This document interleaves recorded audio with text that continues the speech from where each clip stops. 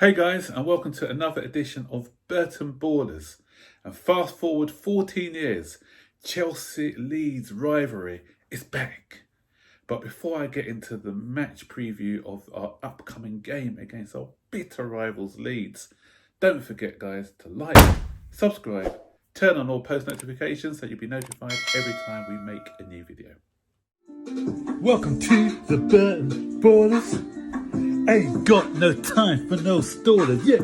We are the risers, we're not the fallers. Our channel is growing wider and taller. Yeah, we're here to give you the news about your dear beloved Blues, yeah. So if you like this YouTube channel, like, subscribe and turn on that bell. Yeah.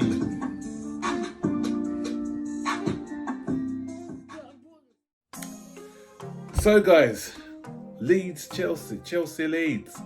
This was, when I was growing up as a child, this was the match, one of the biggest rivalries in football. There was no love lost between the two sides. I remember this, I wasn't around as I said, in 1970, but I remember watching videos of that bloodbath. If that match was played today, it would probably end up 4 games. It would have been abandoned because there would be nobody left on a pitch. I was wondering, I just scratched my head at times. Was it a football match I was watching or actually a boxing match or a wrestling match? Because some of those tackles were X-rated. Put it this way, they couldn't put it on prime time TV. It's got to be after the watershed. Such was the tackling and the ferocity. Such was the tackling and the nastiness in that game. So there was no love lost on the pitch and there was no love lost off the pitch. You know, the Chelsea fans and the Leeds fans wanted to, square up against each other to see who were top dogs. So that all went through the window when Leeds got relegated.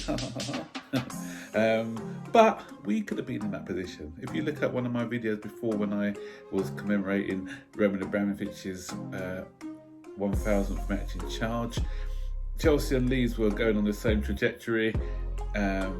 Leeds didn't make the Champions League, Chelsea did, and the rest is history. Chelsea went from strength to strength whilst Leeds got relegated, and it's taken them, up to 14 years now to get back into the top flight.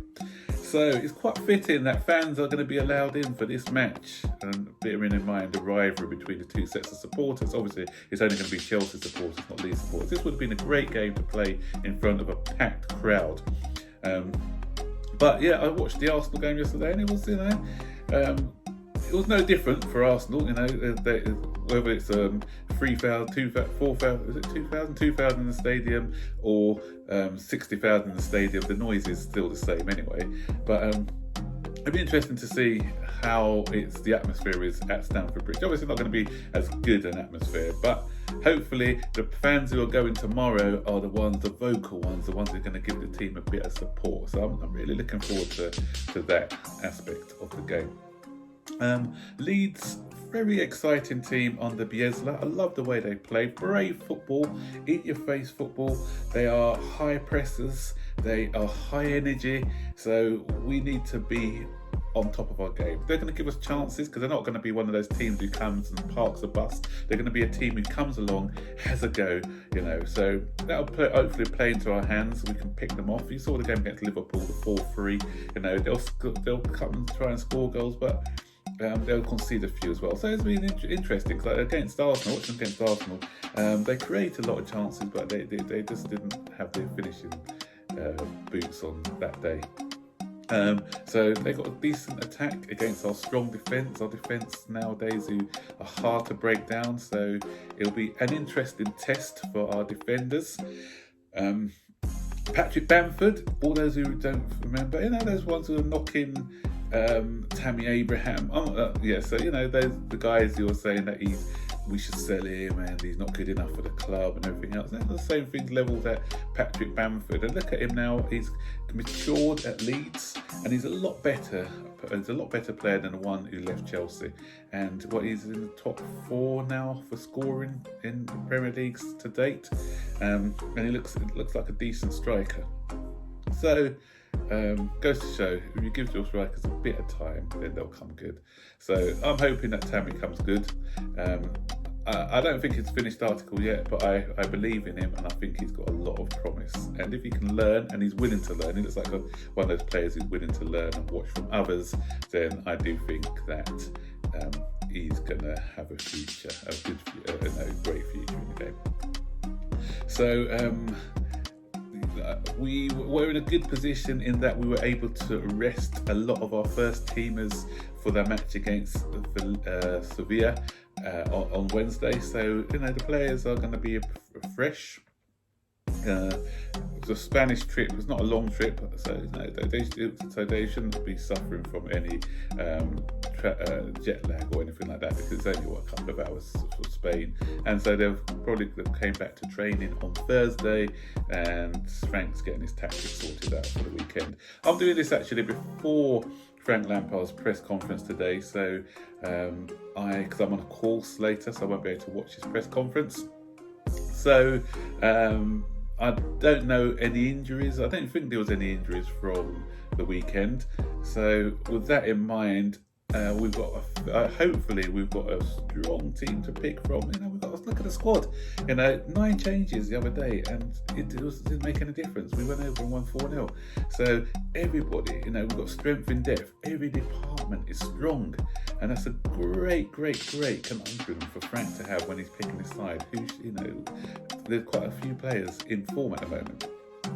But my team selection for the weekend, obviously Mendy in goal. I'll go back to Reece James as a right back.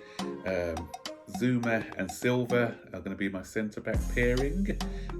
Christensen and Rudiger played well on Wednesday. A big shout out to them. But Zuma and Silva look like the number one partnership at the moment, and I'll have Ben Chilwell at left back. Midfield 3, N'Golo Kante will go back in. I'll play Havertz and Mount today. Havertz I thought was excellent, and Mason Mount, because I feel that we need with Leeds. We don't with Leeds sort of trying to leaving themselves a bit open. I think that we can have our attacking mids. Our 2 number 8s have got to be attack minded to exploit the space that Leeds are going to be leaving behind. And so my 3 up front, I'm going to be having Giroud has to start. He has to start because of his 4 goals the other day. He's told the manager, look, I'm in. And on the sides, I'll have Werner. I thought Pulisic did okay, but he was a bit greedy, I thought, the other day, trying to bit too hard. He'd be a nice option to come on when the Leeds defence are tiring. Because the way that Leeds like to play, they like to go at you 100%, and they're kind of tired towards the end of the game. So my thinking is you have Werner running at them in the first half, for the first 60 minutes. When the Leeds defence get tired, Pulisic comes on with his pace and directness and sort of exploits that tiredness. So Werner for me to start on the left and Ziyech on the right. Score prediction is going to be, I think it's going to be interesting score. I think they'll score 1 Leeds. I think we'll score 4. So I'm going for a 4-1 Chelsea victory tomorrow. Over to you guys now. So comment section, let me know your team selection. Let me know what you think the score's going to be. And any other comments you want to put, stick them in the comments box. And don't forget, guys, as always, like, subscribe if you haven't done so already. Turn on all post notifications so you'll be notified every time we make a new video. Until then, guys, take care. Bye-bye.